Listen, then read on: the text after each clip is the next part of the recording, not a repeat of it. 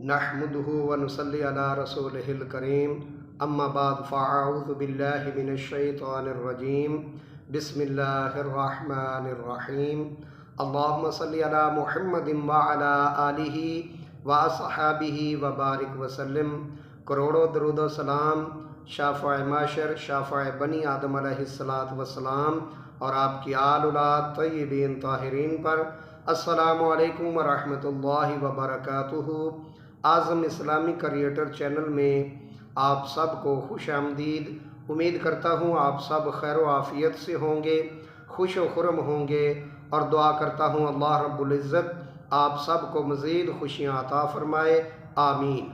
मोहतरम नाज़रीन व सामईन, बाज़ ख़वातीन व मर्द मेरे बहन भाई कचहरियों के चक्कर लगाते हैं, अदालतों के चक्कर लगाते हैं, जरगों में बैठते हैं, परे पंचायत में डेरों में बैठते हैं कि उनकी जायदाद में से उनका हिस्सा जो बनता है वो उनको नहीं दिया जा रहा। भाई जो हैं वो बहन को हिस्सा नहीं दे रहे, अपने भाइयों का जो हक बनता है जायदाद में विरासत में वो नहीं दे रहे।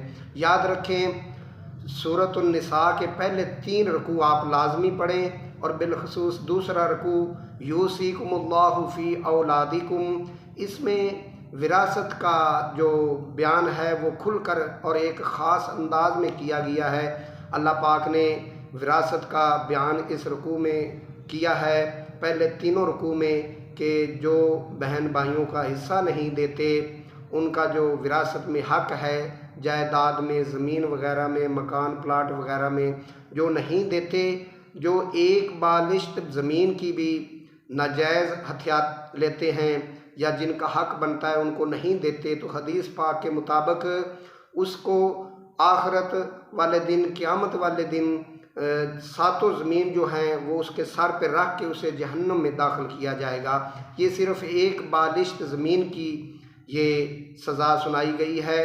तो जिन्होंने मरलों के हिसाब से, प्लाटों के, एकड़ों के और जो मुरब्बों के हिसाब से जिन्होंने किसी का हक है वो मारा है या नहीं दे रहे, किसी का हक अपने बहन भाई का, अपनी बेटियों का, अपनी बहनों का जो हक बनता है जायदाद में से, प्लाट वगैरह में, दुकानों में या ज़मीन वगैरह में, तो वो नहीं दे रहे, वो सोचे उनका क्या हशर होगा, उनके साथ कैसा सलूक किया जाएगा।